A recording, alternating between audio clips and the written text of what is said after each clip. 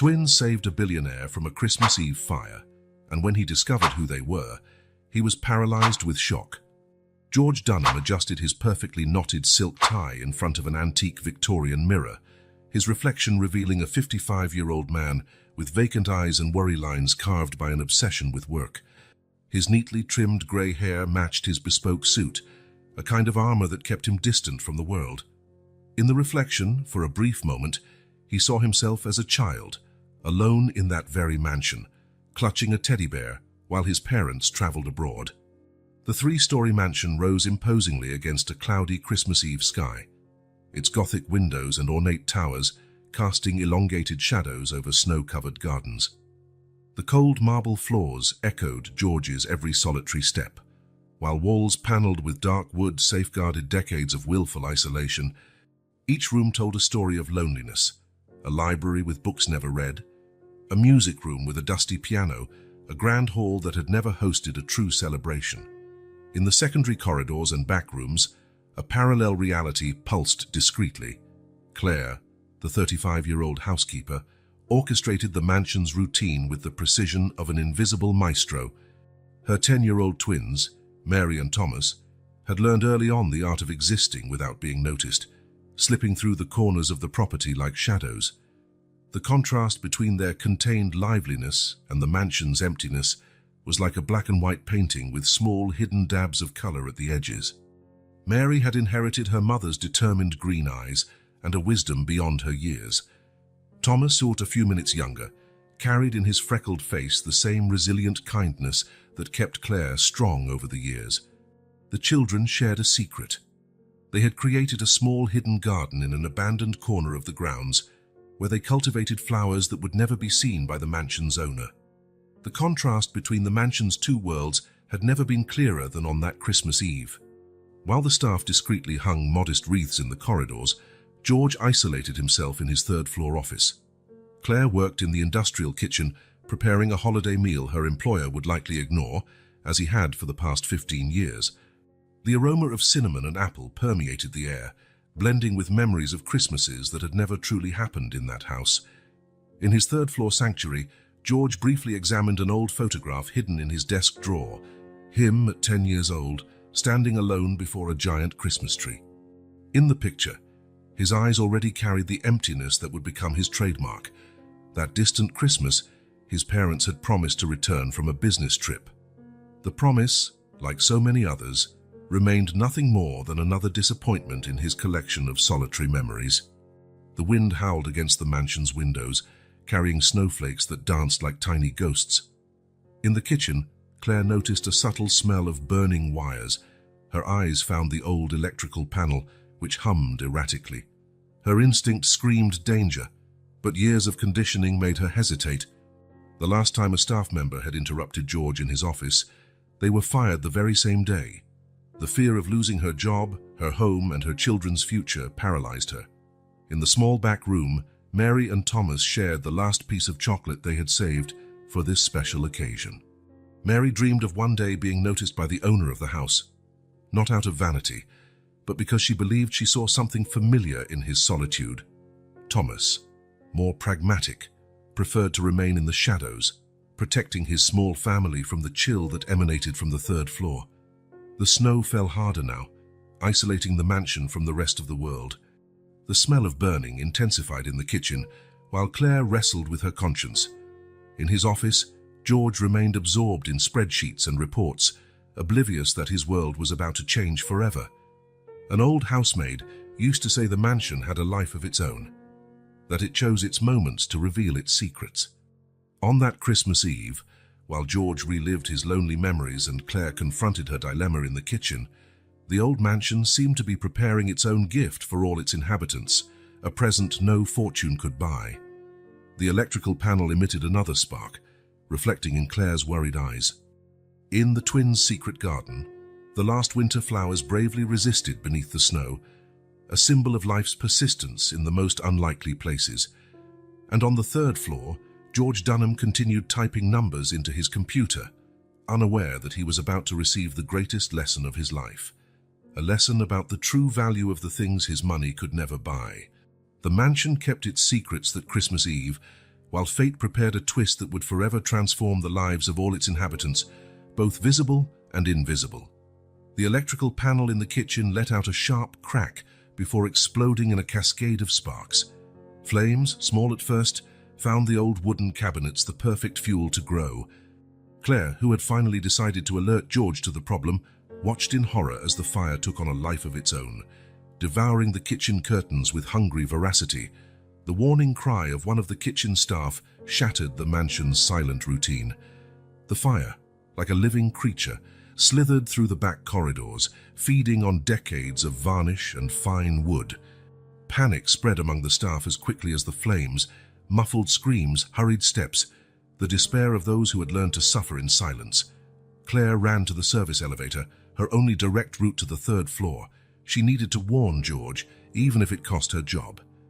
The elevator, as old as the mansion itself, began its slow ascent. Between the first and second floor, a violent jolt. The lights flickered, and the elevator stopped, becoming a metal prison. In the back garden, Mary and Thomas were playing when the smell of smoke reached their nostrils. The orange glow in the mansion's windows froze their hearts. "Mom is in there," Mary whispered, her green eyes reflecting the flames.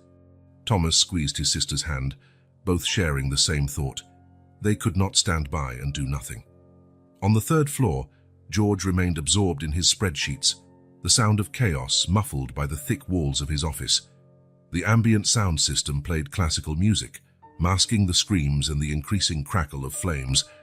On his desk, numbers danced on 3 different monitors, hypnotizing him in his bubble of isolation. Mary and Thomas entered through the back door, the intense heat making them recoil momentarily. Smoke had already taken over the first floor, turning familiar surroundings into a treacherous maze. "We have to split up," Thomas said, his voice trembling but determined. "You check the elevator. I'll take the service stairs." Claire, trapped in the elevator, began to cough as smoke found its way through the gaps. She pounded on the metal doors, shouting for help, her voice competing with the growing roar of the fire. Through the elevator's small window, she saw the flames dancing in the corridors, approaching like patient predators. Mary, guided by memory, found the service elevator. The sound of her mother pounding on the metal doors made her heart race. "Mom!" she cried, frantically looking for a way to open them. Claire, hearing her daughter's voice, felt a new kind of panic. "Mary, get out of here!" "It's dangerous." Meanwhile, Thomas climbed the service stairs, counting the steps as he always did in his secret games. The smoke grew denser with every step, forcing him to crawl. On the third floor, he saw something he had never seen before. George's office door, always closed, visible through the haze.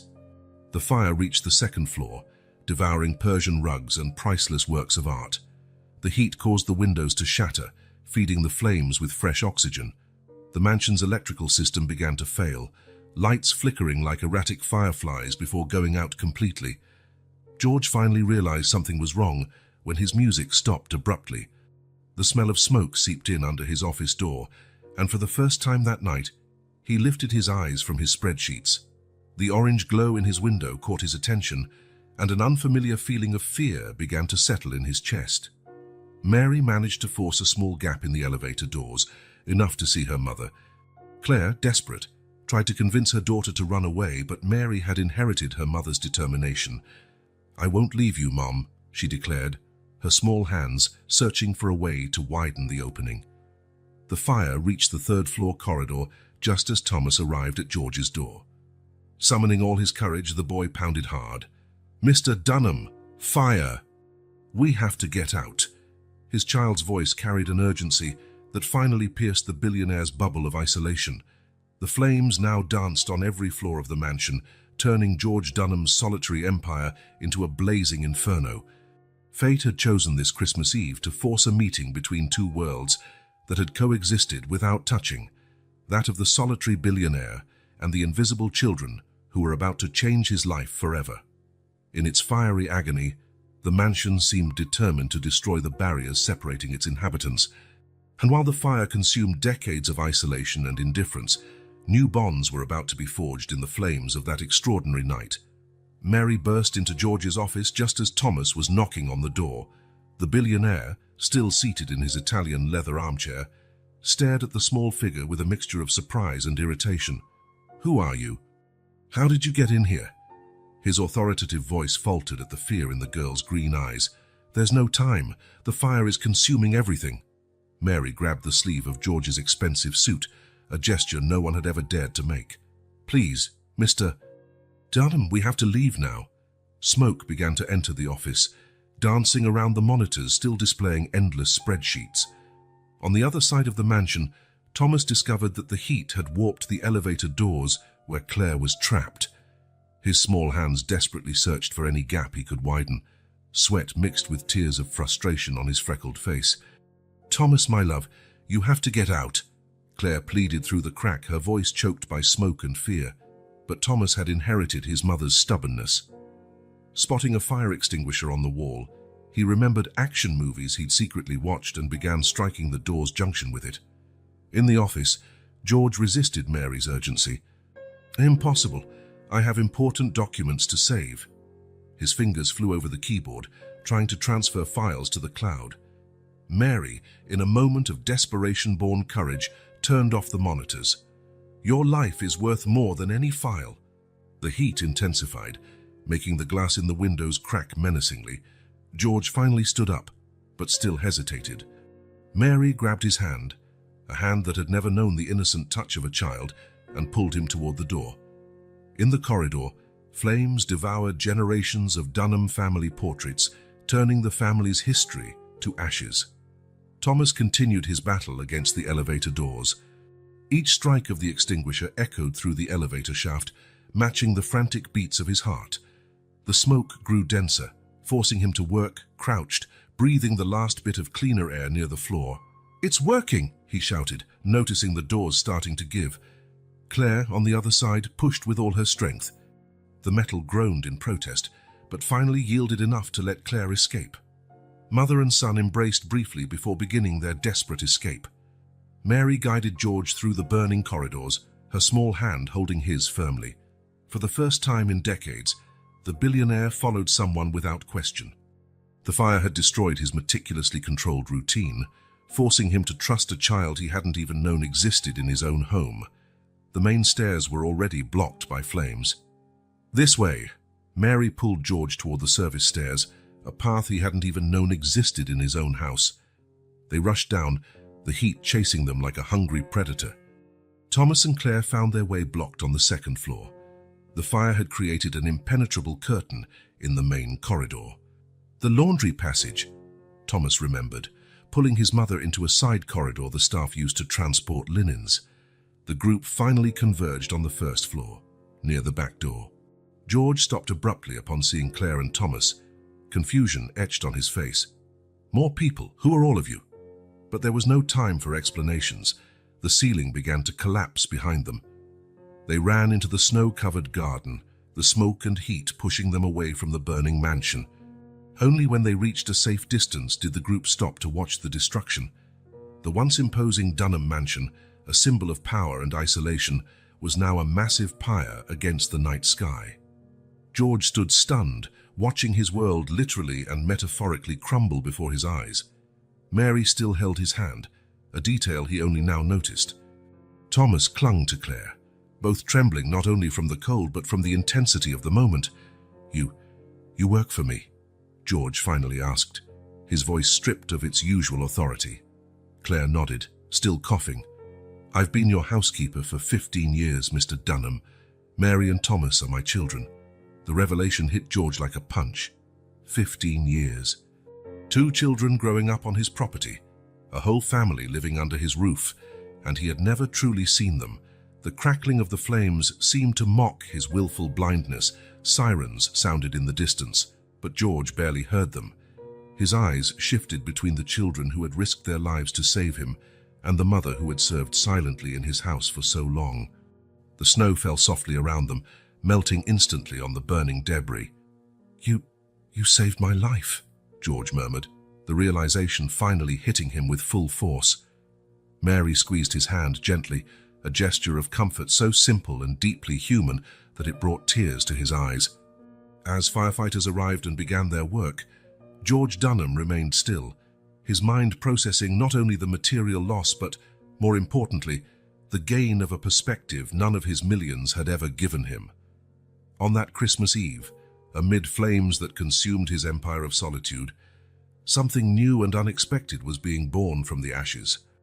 The night sky, lit by the orange glow of the flames consuming the Dunham mansion, began to unleash a dense, relentless snowfall. George, still stunned by the night's events, watched Claire hugging her children to protect them from the biting cold. Something inside him stirred, a long-forgotten sensation. "I have a cottage not too far from here," he said, his voice hoarse from smoke and contained emotion. We can take shelter there." The words sounded strange even to his own ears, as if spoken by someone else. The small group followed silently along the winding road leading to the cottage. George led the way, occasionally glancing back to confirm he wasn't dreaming, that these people were real and following him. The cottage emerged among snow-covered trees, more a modern lodge of wood and glass than a simple refuge. Claire couldn't help a soft gasp of admiration, quickly stifled by embarrassment. Upon entering, the difference between George's world and his employees became painfully obvious. The cottage's interior was a showcase of luxury, heated marble floors, designer furniture, contemporary art on the walls. Claire, Mary, and Thomas hovered near the entrance, fearing to soil the immaculate environment with their soot-stained, wet clothes. "Please, come in," George said, uneasy with their hesitation. "There are guest rooms upstairs. You can settle in there." As Claire and the children headed upstairs, George noticed details he had never seen before. The careful patch on Thomas's coat, Claire's worn shoes, Mary's simple but neat hairstyle. Each detail told a story of dignity amid scarcity, a reality that had existed just steps from his world of abundance.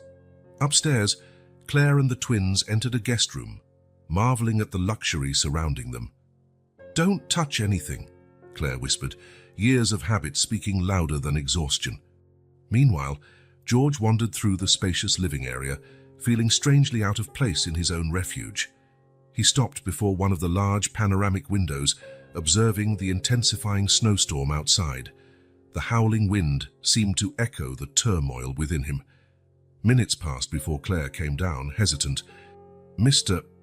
Dunham," she began, her voice trembling, We'd like to thank you for your generosity.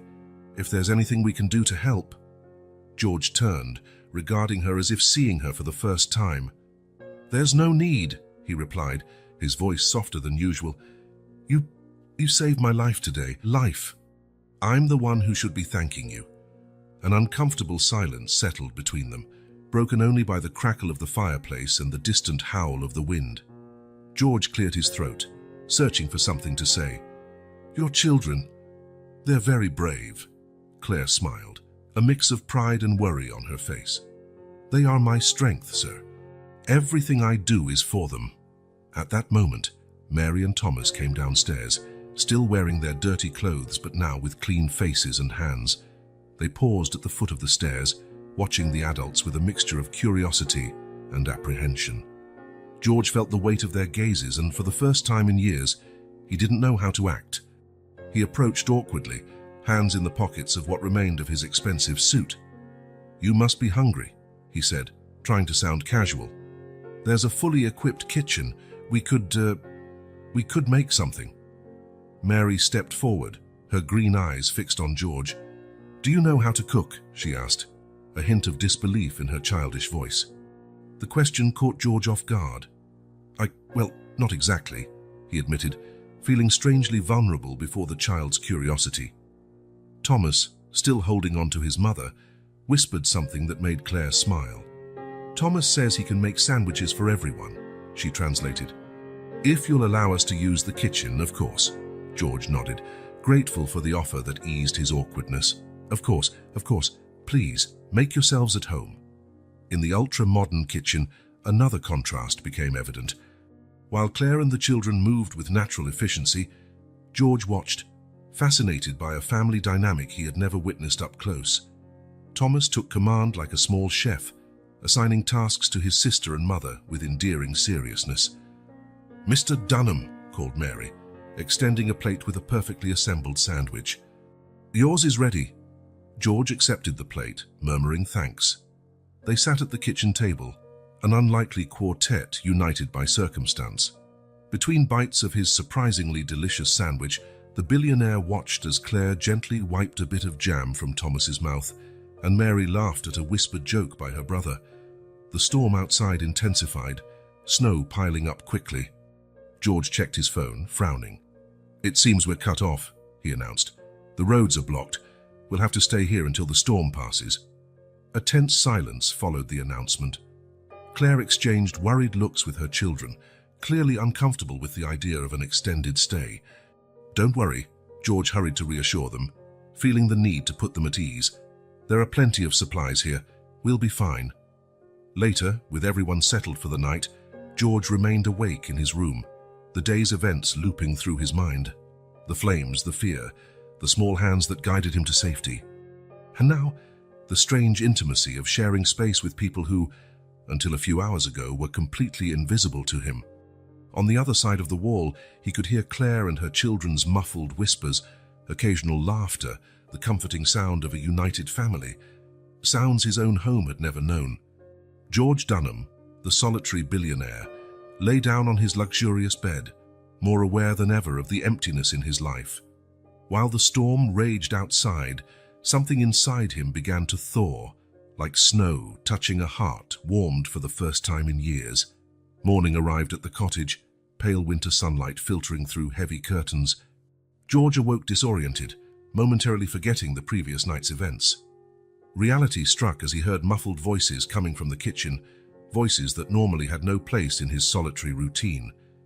He descended the stairs hesitantly, still wearing his silk robe, which contrasted starkly with Claire and her children's simple attire. In the kitchen, he found the family already up, Claire preparing breakfast while Mary and Thomas chatted animatedly at the table. "Good morning," said George, his voice sounding oddly formal even to himself. The children looked at him, their faces a mixture of curiosity and apprehension. "Good morning, Mr. Dunham," Claire replied, quickly assuming her role as housekeeper. "I hope we didn't overstep by using your kitchen." George waved his hand dismissively. No, please, make yourselves comfortable."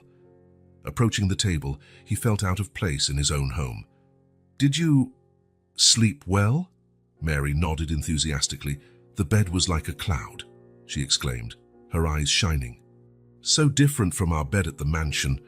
The innocent comment hit George like a punch to the stomach. Flashbacks flooded his mind, passing through staff quarters without caring about their conditions, ignoring maintenance requests, prioritizing renovations only he would enjoy. I didn't know your accommodations at the mansion were inadequate," he murmured, a blush of shame on his cheeks. Claire, noticing her employer's discomfort, quickly intervened. "Oh, they're not bad, sir. We're very grateful for everything we have." But George could no longer ignore reality. "Please, Claire, be honest with me. How were things really at the mansion?" A heavy silence fell over the kitchen. Claire hesitated, years of conditioning fighting against the opportunity to finally be heard. Finally, she spoke, her voice soft but firm. "The mansion is beautiful, Mr. Dunham, but for us, well, sometimes it was hard. The heating in the back rooms didn't always work. We had to be creative so the children wouldn't miss what we couldn't provide." As Claire spoke, more memories assailed George. He remembered passing by staff in corridors without a glance, cancelling the staff Christmas dinner as a wasteful expense, ignoring timid greetings from children who he now knew were Mary and Thomas. "Mum did magic with what we had," Thomas interrupted, his voice full of admiration. "Remember when she turned old sheets into prince and princess costumes for us?" Mary smiled, continuing the story. "Yes, and when it snowed, she'd take us out to play in the back garden early in the morning before anyone could see us." George felt a knot in his throat. How many moments like these had he missed? How many lives had unfolded under his nose without him even noticing? You seem to have made good memories." "Despite everything," he said, his voice hoarse with emotion. Claire nodded, a sad smile on her lips. "We tried to make the best of what we had, sir. The children are my strength." Every sacrifice was worth it for them. George found himself unable to look away from the scene before him, a close, resilient family, full of love despite adversity. It was a glaring contrast to his own solitary existence, surrounded by luxury but devoid of real connections. I'm sorry." The words slipped from his lips before he could stop them. "I should have paid more attention. I should have done more."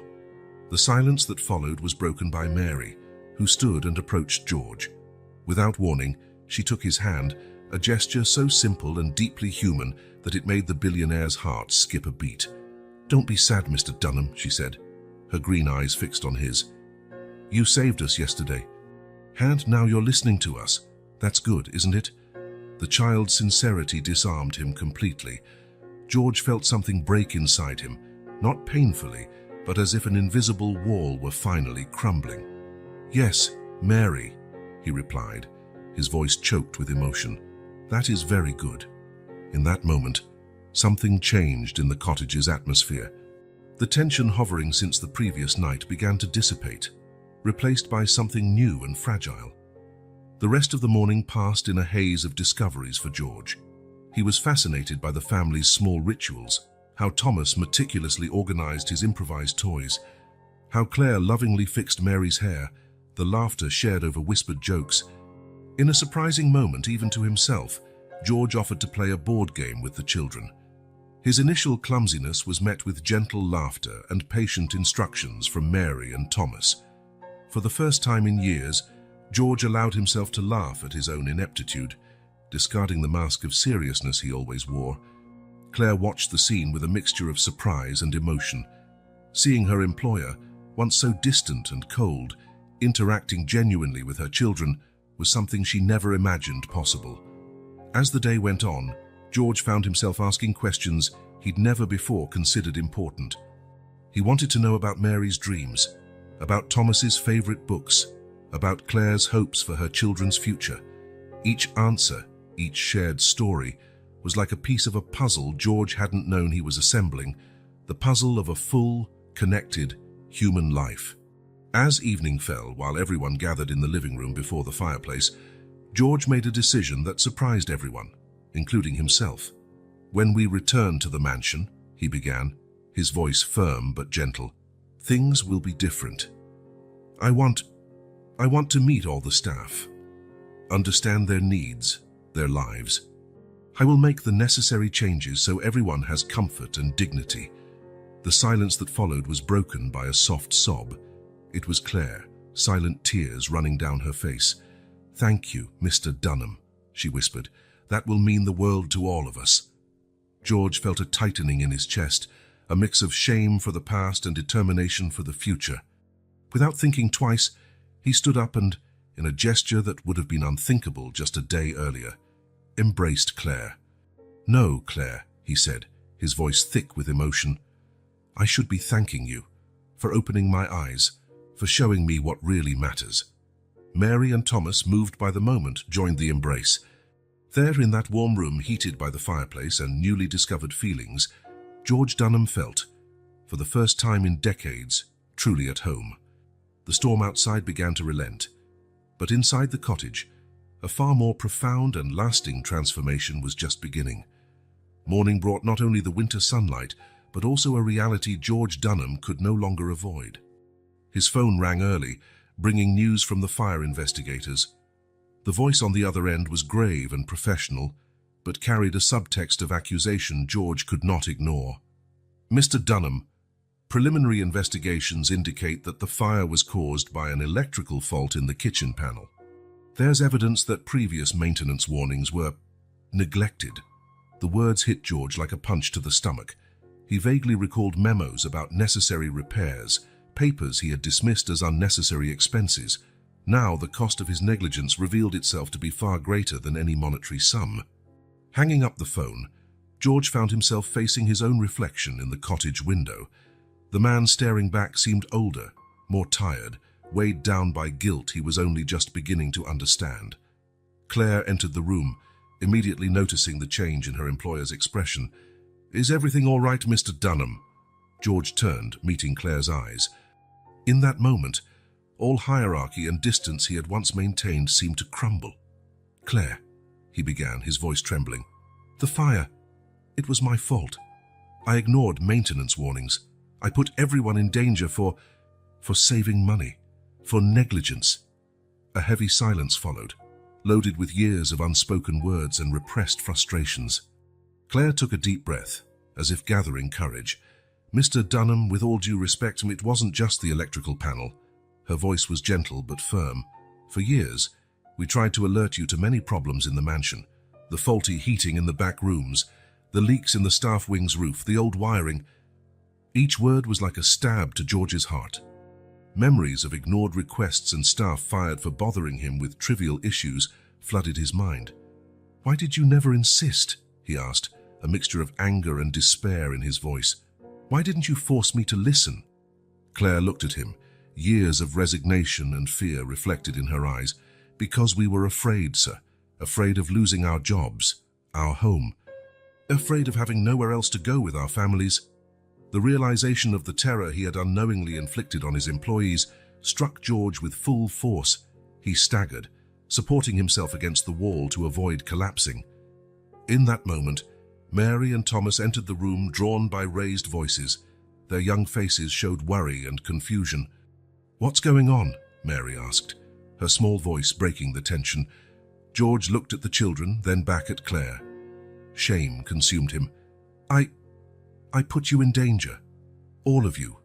For years, I ignored." Thomas, surprising everyone, approached George. "But you saved us," he said, his voice filled with a wisdom beyond his years. "You gave us a place to stay now." Mary nodded, joining her brother. "And yesterday you played games with us. You smiled. You were nice." The children's innocence and capacity to forgive touched George in a way no accusation could. Tears, long repressed, began to roll down his face. "You don't understand," he said, voice breaking. "I failed you, all of you. I need to fix this." George turned to Claire, determination replacing guilt in his eyes. "Claire, please tell me how much. How much would it cost to fix everything? To give all of you, all the staff, the conditions you deserve?" Claire seemed surprised by the question. "Sir, I'm not sure. It would be a considerable amount, but it doesn't matter the cost," George interrupted. "I'll write a check right now. For you, for every employee, to cover years of neglect, to compensate." But as he spoke, George realized the inadequacy of his gesture. Money, which had always been his solution to everything, suddenly felt empty, insufficient. It was Mary who, unknowingly, offered George the perspective he needed.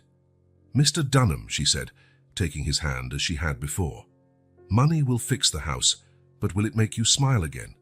Will it make you play more games with us?" The child's innocent question struck George like lightning. He looked at the small hands holding at the hopeful faces of the children, at Claire's tired but dignified gaze. In that moment, George Dunham had an epiphany. It wasn't just about repairing the mansion or paying financial compensation. It was about rebuilding relationships, truly seeing and valuing the people around him, even those he had never noticed before. "No, Mary," he answered softly. "Money alone won't do that.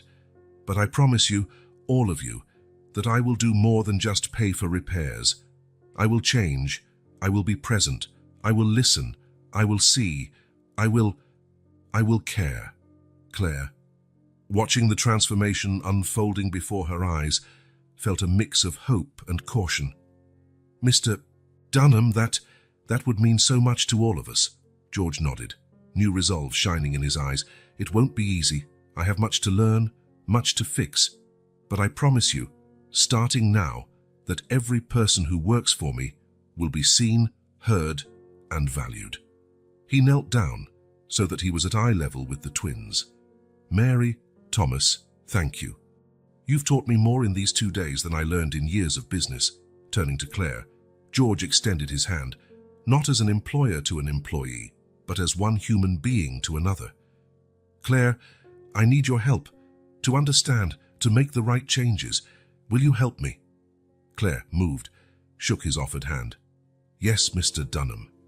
I will help you." In that cottage's living room, while the snow outside began to melt, something new and promising began to bloom. George Dunham, the billionaire who had spent his life building walls around himself, was finally learning to build bridges. The journey would be long, the challenges many. There were years of habits to unlearn, of damage to repair. But at that moment, with Mary and Thomas's small hands in his, and Claire's renewed hope in her eyes, George felt, for the first time in decades, that he was on the right path. He now understood that true value was not found in his bank accounts or his business empire. It lay in the human connections he had neglected for so long, and he was determined not to waste another second of this newly discovered wealth. The storm outside had diminished, but inside the cottage, George Dunham faced an inner turmoil. Seated alone in the library, he contemplated an old photo he kept hidden in his wallet. A lonely boy before a giant Christmas tree, his eyes devoid of emotion. It was George himself, at 10 on the eve of another Christmas he would spend alone while his parents travelled on business. The contrast with the scene he'd just witnessed, Mary and Thomas laughing as they helped Claire improvise Christmas decorations from items found in the cottage, was stark. George felt a pang of envy mixed with regret. How many Christmases like that could he have provided for his staff and their families? Determined to begin his journey of change, George left the library in search of Claire. He found her in the kitchen, preparing lunch with the twins' help. "Claire," he called hesitantly, Could I speak with you for a moment?"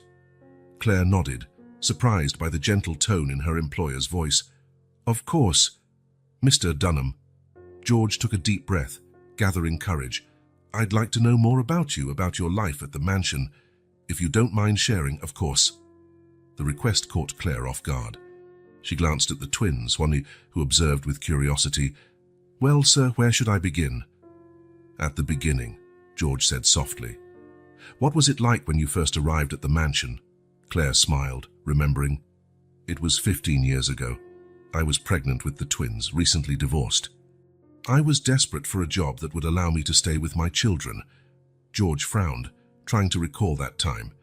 He realized, shamefully, that he had no memory of Claire being pregnant. How could he have been so blind? "It was difficult at first," Claire continued. "The staff's quarters were small, the heating unreliable, but it was a roof over our heads, and I was grateful for that." George felt the weight of guilt grow in his chest. "And the twins? What was it like raising them in the mansion?" Claire's face lit up as she looked at Mary and Thomas. "It was challenging, but also a joy. We had to be creative. We turned empty corridors into imaginary racetracks, used old sheets to make fairy tale forts." Mary interrupted excitedly. "Remember, Mum, when Mr. Thompson the gardener let us help with the flowers?" George felt a pang of sadness. He didn't even know the gardener's name. "Yes, dear," Claire smiled. "You two learned so much from him. It was a pity when he had to retire due to health problems." "Health problems?" George asked, fearing the answer. Claire hesitated. "Well, the work was hard, and conditions weren't always the best. Many older staff members had to leave for similar reasons." The realization of the impact of his negligence hit George with full force. It wasn't just about comfort, it was about the health and well-being of real people. Thomas, sensing the tension, changed the subject. "Mr. Dunham, did you have friends when you were a child?" The innocent question touched a deep wound. George felt a lump in his throat. "Actually, Thomas, I didn't have many friends. I spent most of my childhood alone." Mary, with a child's natural empathy, approached George. "That's sad, but now you have us. We can be your friends, can't we?" The sincere offer of friendship touched George in a way no multi-million-dollar contract ever had. He felt tears forming in his eyes. I would like that very much, Mary." Claire, observing the scene, felt her own perspective of her employer shift. "Mr. Dunham, if I may ask, what were your parents like?" George hesitated, painful memories surfacing. "My parents were always busy with business. I spent most of my time with nannies and tutors. Christmases, birthdays. They were just another day on the calendar." Silence followed, broken by Thomas. "But now you can make Christmases different, for all of us." Thomas's innocent suggestion lit something within George. "You're right, Thomas. And not just Christmas. Every day can be an opportunity to do things differently." As the conversation continued, George asked more questions. genuinely interested in Claire and the children's lives. He discovered Mary's dream of becoming a veterinarian, Thomas's love of adventure books, Claire's hopes for her children's future. Each story, each shared detail, was like another piece of the puzzle of a connected, empathetic, truly human life George was now embracing. As the afternoon wore on, George found himself participating in activities he'd never imagined, helping Thomas build a pillow fort, listening to Mary read one of her favorite books aloud, watching Claire teach the twins how to bake cookies in the kitchen. In each moment, he felt as if he were recovering a lost part of himself, filling a void he hadn't known existed. When night fell, George retreated to his bedroom, exhausted but feeling a sense of fullness he hadn't experienced in years. As he prepared to sleep, his reflections were interrupted by a soft knock at the door. It was Claire, holding a cup of tea.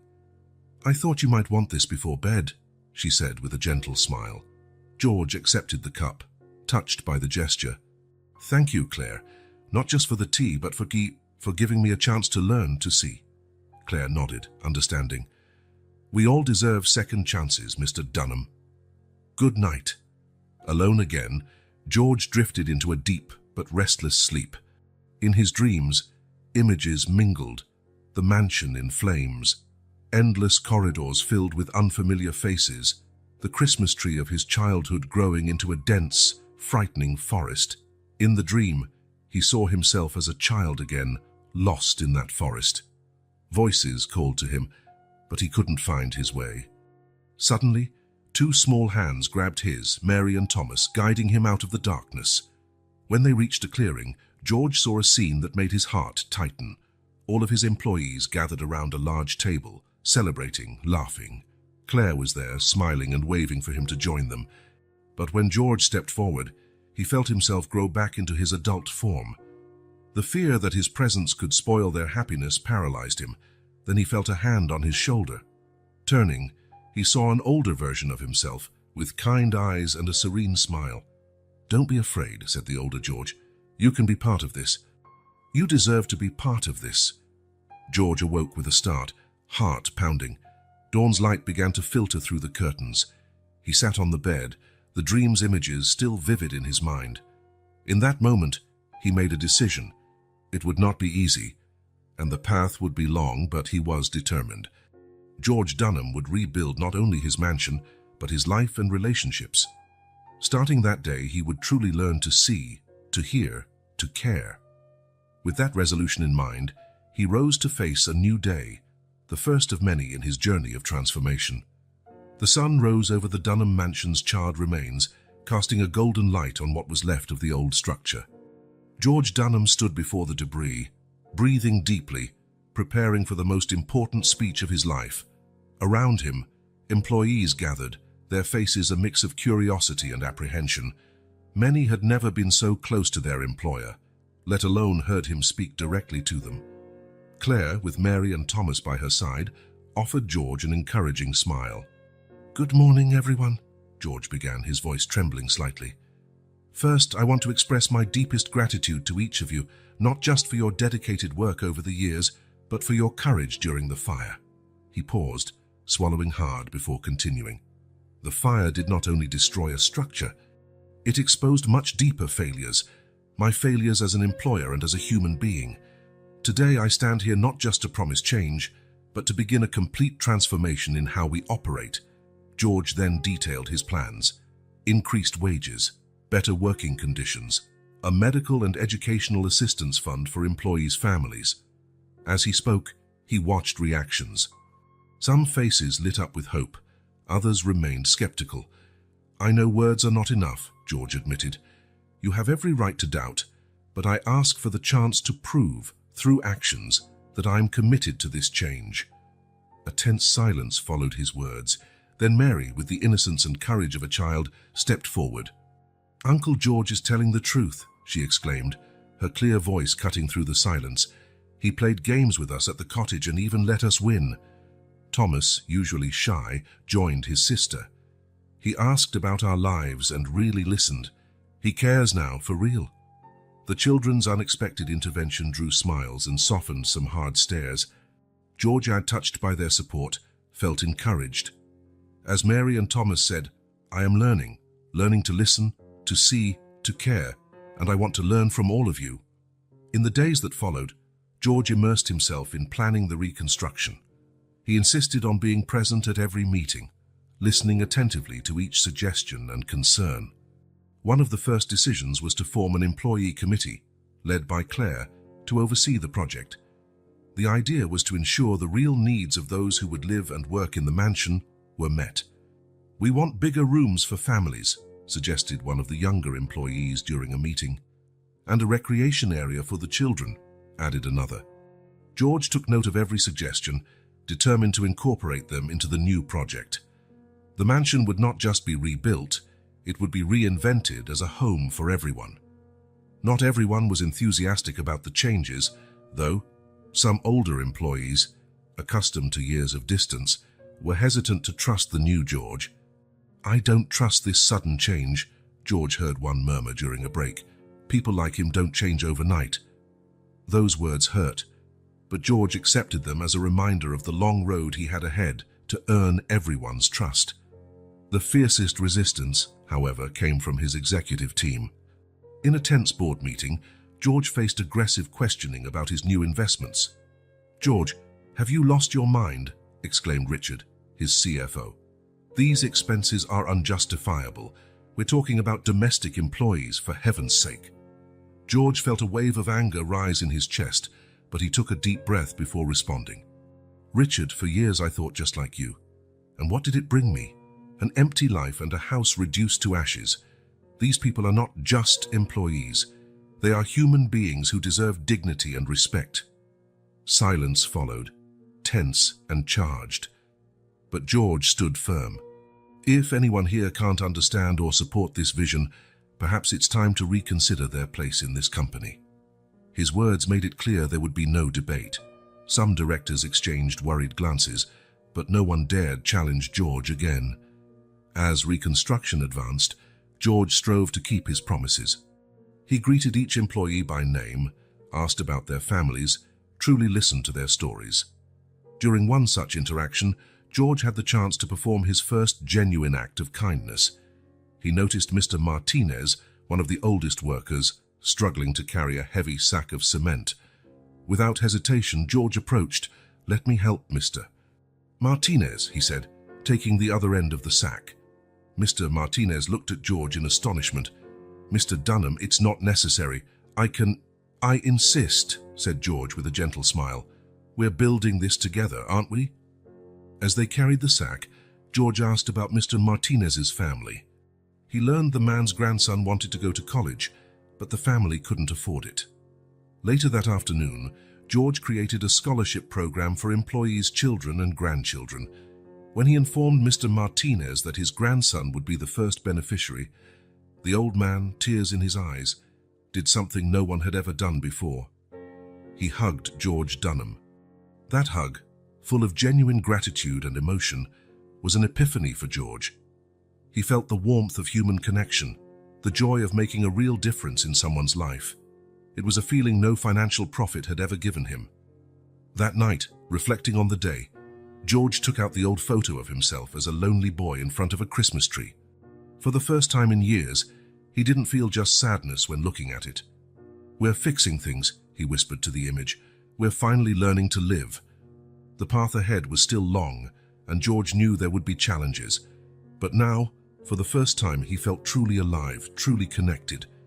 And that, he realized, was worth more than all the fortunes he had amassed. The Dunham mansion was being rebuilt, yes, but more importantly, a community was being forged. A family was emerging from the ashes of the past, promising a brighter, more welcoming future for everyone. The reconstruction of the Dunham mansion proceeded rapidly, but each new brick laid seemed to bring forth long-buried memories for George. It was on a sunny afternoon, while supervising work in the garden, that the past literally knocked on his door. A group of elderly individuals approached the property's gates, their lined faces filled with contained emotions. George recognized them immediately. They were retired employees, some who had worked for his family for generations. "Mr. Dunham," began a grey-haired lady, George vaguely remembered as the former housekeeper before Claire. "We heard about the changes you're making. We had to see it with our own eyes." George felt a knot form in his throat. "Please, come in," he said, gesturing for them to follow him to a shaded area of the garden. As they settled, the stories began to flow. Tales of lonely Christmases spent in the mansion, of children growing up in forgotten corners of the estate, of abandoned dreams given up in loyalty to a family that barely noticed them. "Remember that Christmas, Mr. Dunham, when you were about 12, asked an old butler George recognized. "Your parents were traveling, as always. We, the staff, prepared a small celebration for you, but..." George's heart tightened. He remembered being furious, shouting that he didn't need their pity, that he preferred to be alone. Now, decades later, shame consumed him. I'm sorry," murmured George, his voice choked. "I was a foolish, hurt boy." The stories continued, each one a small stab to George's heart. Accounts of unjust firings, of pleas for help ignored, of a coldness stretching back through generations of the Dunham family. George felt the weight of every word, every accusing look. It was as if a lifetime of neglect and indifference had collapsed on him at once. When the last of the former employees finished speaking, a heavy silence fell over the group. Overwhelmed by guilt and shame, George abruptly stood. I need a moment," he said, voice trembling, before hurrying toward the house. Locked in his temporary office, George felt suffocated by his past. How could he, someone with so many mistakes and failures, truly change? Maybe it would be better to give up, sell the property, walk away from it all. It was then a gentle knock sounded at the door. It was Claire. "Mr. Dunham? May I come in?" George hesitated for a moment before giving a barely audible yes. Claire entered, her face a mixture of concern and determination. "I saw what happened in the garden," she said softly. "I thought you might need to talk." George laughed bitterly.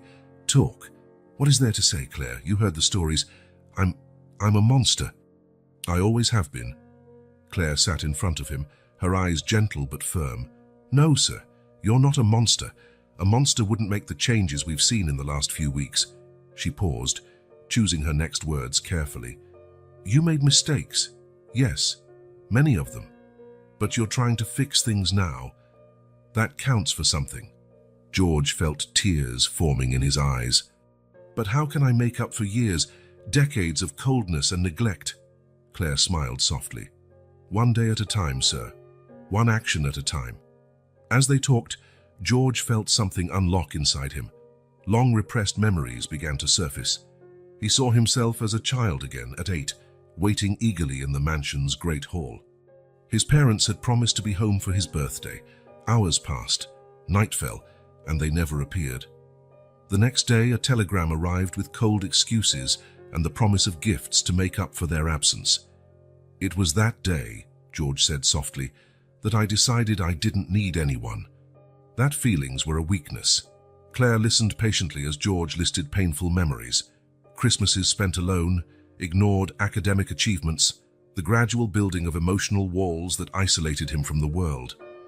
"I became my parents," George concluded, realizations striking like lightning. "I recreated with my staff, with the world, the same pattern of coldness and neglect I suffered." Claire nodded understandingly. "But you can break that cycle now. You're breaking it." George took a deep breath, feeling pain and determination mingling. "You're right, Claire. I can't change the past, but I can shape the future." With a new resolve in his eyes, George stood. "Let's go back to the garden. I have an announcement to make." Gathering the old employees again, along with current staff and construction workers, George climbed a small, improvised platform. "I heard your stories today," he began, his voice firm despite the emotion. "And every word reminded me of the mistakes I made, the mistakes my family made for generations." He paused, looking each person in the eye. "I can't erase the past, but I can, and I will, work tirelessly to create a better future. Starting today, I'm establishing a foundation. Its purpose will be to provide financial, educational, and medical support, not just for current employees and their families, but for everyone who has ever worked here. A murmur of surprise ran through the crowd. Furthermore, George continued, part of the rebuilt mansion will be transformed into a community center, open to all of you and your families. This place will no longer be a symbol of isolation and coldness, but of community and care. Tears flowed freely down many faces, including those of the former employees who had brought their painful stories. I don't expect immediate forgiveness, George concluded, his voice heavy with emotion. I only ask for the opportunity to show day by day that the change is real and permanent. As George stepped down from the platform, he was surprised by something he'd never experienced before. A collective hug, initiated by Mary and Thomas, soon joined by Claire, the current staff and even the former employees. In that moment, surrounded by human warmth he had long rejected, George Dunham knew he had found his true purpose. The road ahead would be challenging, but for the first time in his life, he was not alone. The Dunham mansion, once a monument to coldness and isolation, was truly being transformed. And with it, its owner was finally learning the true meaning of home and family. The rising sun cast a golden glow over the scaffolding surrounding the partially rebuilt Dunham mansion. George, too, was already up and dressed for work, watched the workers arrive. This time, however, they were not just anonymous faces to him. He knew their names, their stories, their hopes. "Good morning, Mr. Dunham," called Jose, one of the carpenters. "Ready for another hard day's work?" George smiled, a gesture that now came naturally. "Always ready, Jose, and please, just call me George." This new dynamic between employer and employees was just the beginning of the transformations occurring at the Dunham property. George had instituted weekly meetings where everyone involved in the reconstruction could share ideas and concerns. During one of these meetings, true changes began to take shape. "What if we turned the old billiard room into a community library?" suggested Claire, her eyes bright with enthusiasm. "We could have books for all ages, computers for research. And how about using part of the back garden for a community vegetable patch?" added Maria, one of the cooks. "We could grow our own produce, teach the kids about gardening." Ideas flowed freely, each suggestion building on the last. George observed, amazed, taking furious notes, determined to incorporate every viable suggestion into the final project. But it was Mary and Thomas who truly captured the essence of what the new Dunham mansion could become. The twins, inspired by the adults' discussions, presented their own idea, a monthly community festival. "We can have music, food, games," Mary explained, her green eyes shining with excitement. "Each month, a different family can be in charge of organizing. And we can invite people from town too," Thomas added shyly, "so everyone can get to know each other better." The suggestion was met with enthusiastic applause. George, deeply touched by the children's vision, immediately approved. "You two," he said, kneeling to their eye level, "just created something very special. I'm proud of you." In the weeks that followed, the Dunham property became a construction site, not only of brick and mortar, but of dreams and human connections. The community library began to take shape, with staff donating books from their own collections. The communal vegetable patch was staked out, with families adopting small plots to cultivate.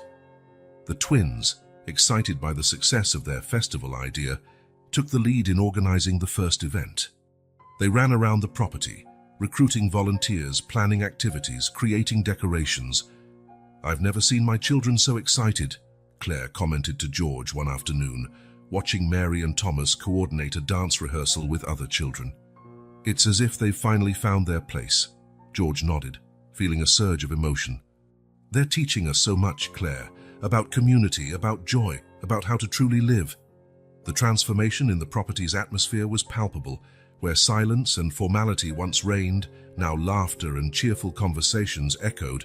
Employees who barely knew each other now shared meals, swapped stories, and supported one another. However, not everything was perfect on George's path. The drastic changes he was implementing at the mansion began to create waves in his company.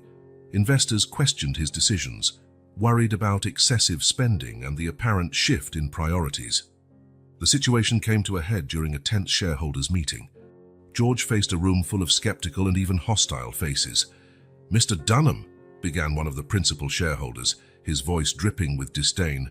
"We understand you went through a traumatic experience, but turning your private property into some kind of hippie commune, this is unacceptable. You're putting our company's value at risk." George felt a familiar surge of anger, but he breathed deeply, recalling the lessons of empathy he had learned in recent weeks. "Gentlemen," he began, his voice calm but firm, "I understand your concerns, but I ask you to listen carefully. What we're doing at the Dunham Mansion is not just a charity project or a passing whim. It's an investment in our most valuable resource, people." He paused, meeting each person's eyes before continuing. "Imagine a workforce truly dedicated, not out of fear or necessity, but out of a genuine sense of belonging and purpose. Imagine the power of a united community, working together not just for a company's profit, but for everyone's well-being." George then presented data showing how productivity and morale had significantly increased since the changes began. He outlined plans to expand the model to other properties and divisions of the company. "What we're building is not just a renovated mansion," he concluded. "We're building a new business paradigm, one that puts people at the center. And I firmly believe this will not only make us stronger as a company, but more profitable in the long run." A tense silence followed his speech. Then, slowly, applause began. It grew until the entire room stood, many with tears in their eyes, moved by George's passion and vision. Back at the mansion, news of George's victory at the shareholders' meeting was met with cheers. Coincidentally, that same day, a significant portion of the reconstruction, the new community wing, was being completed. George decided it was the perfect moment for a small but meaningful celebration. He gathered all employees, their families, and even some of the old staff who had returned to help. Standing before the entrance to the new wing, George addressed the assembled crowd. "This moment," he said, his voice laden with emotion, "marks not just a milestone in rebuilding a physical structure. It marks the rebirth of a community, a family." He turned to Mary and Thomas, who stood beside him, practically vibrating with excitement. "And who better to open this new chapter than those who taught us the true meaning of family and community?" With that, George handed a large golden key to the twins. Together, Mary and Thomas inserted the key into the lock and, with a joint turn, opened the doors to the new community wing. The crowd erupted in applause and cheers as everyone entered to explore the new space. There were study rooms, leisure areas, a communal kitchen, and even a small theater. As he watched families excitedly explore the new space, George felt a hand on his shoulder. It was Claire, her eyes shining with tears of joy. "You really did it, George," she said softly. "You transformed this place. You transformed all of us." George smiled, feeling a wave of emotion. "No, Claire," he replied. "We did this, all of us, together." That night, as the celebration continued with music, dancing, and shared food, George Dunham looked around and saw something he had never imagined possible. A true community, united not by obligation or need, but by choice and mutual affection. The Dunham Mansion, once a symbol of isolation and coldness, had become a beacon of hope and unity. And George, the man who once prided himself on his solitude, discovered that his heart, like the mansion, had been rebuilt and expanded, now able to house a family larger than he'd ever dreamed. George's temporary office was dimly lit in the late afternoon. Piles of old documents, rescued from the mansion's rubble, covered every available surface. For the past few weeks, George had been immersed in these papers, determined to understand his family's history as he planned the future. It was when he opened a dusty, seemingly insignificant folder that his world turned upside down. A set of yellow documents fell onto the desk, and a heading in black letters jumped out at him. Adoption certificate. George felt as if the air had been sucked from his lungs. His hands trembled as he picked up the document, his eyes racing over lines that redefined his entire existence. No, it can't be," he murmured, his voice choked with disbelief. The certificate, dated 55 years earlier, stated that a baby born to unknown parents had been legally adopted by Eleanor and Richard Dunham, the parents George had always believed were his biological family. The revelation struck like an avalanche. Memories of his childhood flashed through his mind like a sped-up film. The enigmatic comments that he resembled no one in the family, the evasive answers about his birth, the absence of baby photos. George stumbled into his chair, feeling physically shaken by the discovery. His entire identity, everything he believed about himself and his lineage, was crumbling before his eyes. "Who am I?" The question echoed in his mind, heavy with deep anguish. After the initial shock, fierce determination took hold of George. He needed to know more, needed to understand. With trembling hands, he began to scour the other documents in the folder, searching for any additional clue about his origins. He found little, but enough to start an investigation. A hospital name, an approximate birth date, vague references to a delicate situation that required discretion. In the following days, George became obsessed with finding answers. He hired private investigators, searched old archives, made calls to contacts he never imagined he would use for something so personal. The first discoveries were like pieces of a bewildering puzzle. Hospital records from that time mentioned a young, unnamed single mother who gave birth to a boy and immediately put him up for adoption. Most intriguing were references to a connection with the Dunham property. Was the baby born to an employee of the mansion? George questioned the investigator, his mind spinning with implications. "It's possible, Mr. Dunham," the investigator answered cautiously. "The records are vague, but there are mentions of a young maid involved in the situation." The possibility that his origins were so intimately tied to the mansion and the staff he had long ignored was almost too much for George to handle. It was as if the universe were mocking him, revealing a deep connection to the people he'd kept at arm's length for decades. As the investigation continued, George wrestled with a profound identity crisis. Each mirror reflected a stranger. He studied his own features, searching for resemblances among former or current employees, wondering if his true mother or father had once walked those halls. His erratic behavior did not go unnoticed. Claire, ever attentive, noted the dark circles under his eyes, his distant gaze, the way he seemed lost in thought mid-conversation. On a particularly difficult afternoon, Claire decided to intervene. She found George sitting alone in the garden, staring at nothing, a glass of untouched whiskey in his hand. "Mr. Dunham," she called softly. "Are you all right?" George looked at her, his eyes filled with a pain Claire had never seen before. "Claire," he began, his voice rough, "have you ever felt like your whole life was a lie?" Claire sat beside him, worry etched on her face. "What happened, George?" And then, for the first time, George shared his discovery. The words poured out in a torrent of confusion, anger, and deep sadness. Claire listened in silence, offering only the comfort of her presence. When George finished, she gently placed a hand over his. "George," she said softly, "I know this must be incredibly hard, but remember, you are more than your name or lineage. You are the person you've chosen to become, especially in these past few weeks." Claire's words touched something deep within George. He looked at her, seeing not just an efficient housekeeper, but a friend, perhaps even a maternal figure he'd never truly had. At that moment, Mary and Thomas came running through the garden, their laughter echoing in the afternoon air. Upon seeing George, they stopped abruptly, sensing the heavy atmosphere. "Uncle George?" Mary asked hesitantly. "Are you sad?" The innocent question, filled with genuine concern, broke something inside George. Before he knew it, tears were streaming down his face. Thomas, without a word, approached and hugged George tightly. Mary joined the hug a second later. Claire, moved by the scene, completed the circle. Enveloped by the warmth of that improvised embrace, George felt something shift inside him. The pain and confusion remained, but now there was also a sense of belonging, of being loved, not for his name or status, but simply for who he was. "Thank you," he whispered, voice quavering. I don't know what I'd do without you." When the hug finally ended, George found himself looking at 3 pairs of caring, concerned eyes. It was then that a realization struck.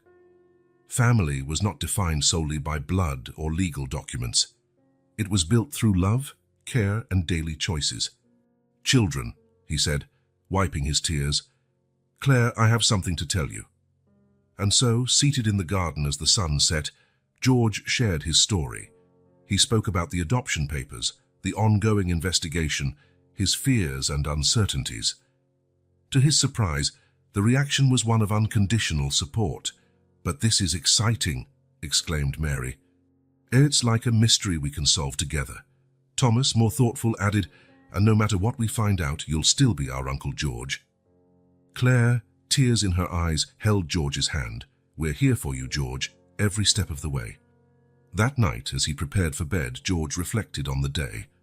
The pain of the revelation remained, as did the countless unanswered questions about his origins. But now there was also purpose, renewed determination.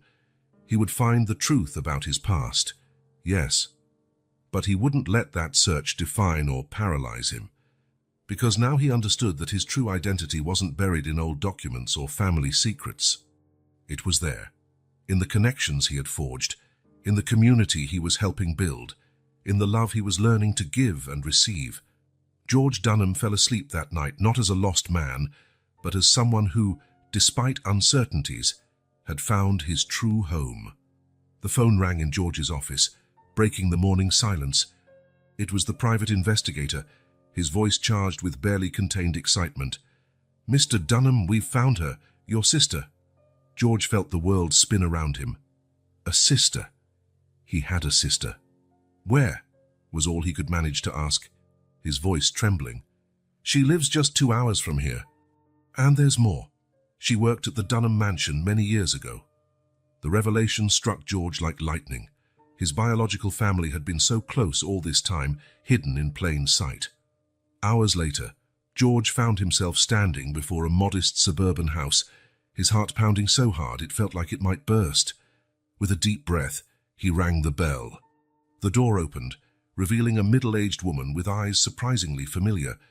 For a moment, both froze, studying each other in silence.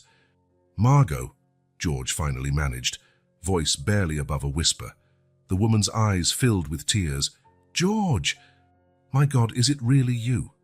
What followed was a hug so powerful, so laden with emotion, that it seemed to compensate for decades of separation in one single moment. Seated in Margot's living room, untouched cups of tea between them, the story of their origins began to unfold. "Our parents," Margot began, her voice choked with emotion, "were Thomas and Elena. They worked at the Dunham mansion. Dad was the head gardener, and Mum took care of the laundry." George listened, absorbing every word, every detail like a thirsty man in a desert. They fell in love there, married in secret. When Mum became pregnant with me, it caused a scandal. The Dunhams threatened to fire them, but eventually let them stay, provided everything remained secret. Margot paused, tears silently falling.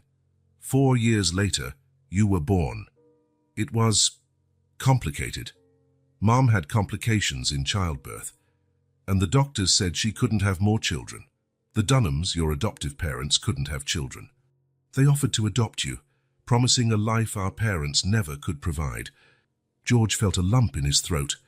They gave me up." Margot shook her head sadly. "It was the hardest decision of their lives. They believed they were giving you a better chance, but they never stopped loving you, George, never." The story continued, revealing a past George never imagined. His biological parents continued working at the mansion, watching from afar the son they could not claim as theirs. Margot grew up knowing she had a brother, but was instructed never to reveal the secret. "The accident happened when you were 10, Margot said softly. "Dad and Mum were returning from visiting me. I was in boarding school at the time. The car skidded on a curve." George closed his eyes, faintly recalling hearing about an accident involving employees as a child. He never imagined they were his own parents. "After that, I went to live with our aunt. I tried to stay close, managed to get a job at the mansion when I turned 18, hoping to somehow connect with you. But I was a terrible employer," George completed, shame evident in his voice. Margot offered a sad smile. "You were distant, cold, so different from the boy our parents described. Eventually, I left after a few years. unable to bear the pain of being so close and yet so far away. Hours passed as brother and sister shared stories, filling the gaps of lost decades. George learned about his parents' passions, their dreams, the love they had for each other and for their children. When the sun began to set, George found himself looking at a photo album, tears freely rolling down his face as he saw, for the first time, his biological parents' faces. "They look so happy," he murmured, tracing a photo of Thomas and Elena smiling in front of the Dunham mansion. Margot nodded. They were. Despite everything, they found joy in each other and in their work. Dad loved those gardens as if they were his own children. The realization struck George like a wave. The mansion, which he always saw as a symbol of status and isolation, was actually a legacy of love. His biological parents had dedicated their lives to that place, caring for it with the same love they couldn't openly show their son. "Margot," said George, his voice filled with emotion and determination, "I want you to come with me to the mansion. We're rebuilding it, turning it into a true community. I think that's what our parents would have wanted." Margot's smile lit up the entire room. "I'd love to, George, more than you can imagine." In the days that followed, news of George's discovery spread through the Dunham property. The reaction was initial surprise, followed by a wave of support and affection that caught George off guard. Claire, in particular, seemed deeply moved. "I remember your parents," she told George, tears in her eyes. "They were wonderful people, always kind, always ready to help. Now I understand why you reminded me of them sometimes." Preparations for Christmas, already underway, took on a new and profound meaning. It would not just be a celebration of the community forming there, but a tribute to George's rediscovered roots, a bridge between past and present. George and Margot spent hours exploring the property together, with her pointing out places meaningful to their childhood and sharing memories of their parents. Every corner of the mansion and gardens now sang a story of love, loss, and, ultimately, redemption. One afternoon, while strolling through the gardens their father once tended, George stopped abruptly, an idea forming in his mind. "Margot," he said, turning to his sister with bright eyes, "what do you think about transforming the old greenhouse into a memorial for our parents? A place where we can honor not just them, but all the staff who dedicated their lives here." Margot embraced him, words unnecessary between them. As Christmas approached, the Dunham mansion pulsed with renewed energy. The Christmas tree in the Great Hall now bore ornaments, handmade by employees and their families, each telling a unique story. Wreaths and lights adorned not just the main areas, but every corner of the property, including the staff's quarters. George, looking at the illuminated mansion one starry night, felt a peace he had never experienced before. He was no longer just the distant owner of that place, but part of its living tapestry, connected by blood, history, and a newly discovered love. With Margot by his side and the community he had helped forge around him, George Dunham prepared for a Christmas that would truly celebrate family in every sense of the word. Snow fell gently over the rebuilt Dunham mansion, its twinkling lights reflecting on the white flakes. The building, once a symbol of isolation, now radiated warmth and welcome. Large windows revealed the lively movement inside, silhouettes dancing and laughing. An unimaginable sight just a year before. George Dunham stood in the Great Hall, amazed at the transformation. Handmade garlands by children decorated the walls. The enormous Christmas tree displayed ornaments created by every family in the community, a patchwork quilt of memories and hopes. The hall filled up, current and former employees, their families, neighbors from town. All arrived with smiles. George greeted each by name, exchanging warm embraces. Margot, his newly found sister, stood by his side, an anchor amid the swirl of emotions. When the hall was full, George stepped onto a small podium. Silence gradually fell over the crowd. "My dear friends, my family," George began, voice quavering with emotion. "A year ago, I was alone in this mansion, rich in material possessions, but poor in everything that truly matters. Today, I find myself richer than I ever dreamed." He paused, breathing deeply. Recently, I discovered that I was adopted. My biological parents were Thomas and Elena, who worked in this mansion for many years. A murmur of surprise ran through the crowd, followed by expressions of understanding and empathy. Thomas and Elena loved this place, loved all of you. Through this incredible community, I feel I finally know them. You are my connection to them, my true inheritance. Tears streamed freely down George's face, mirrored on many in the crowd. This mansion is no longer just mine, it is ours. Starting today, officially, the Dunham Mansion becomes a community centre and a home for all of us, a place where no one will ever feel alone or undervalued. Applause echoed through the hall, mixed with cheers of joy and emotional embraces.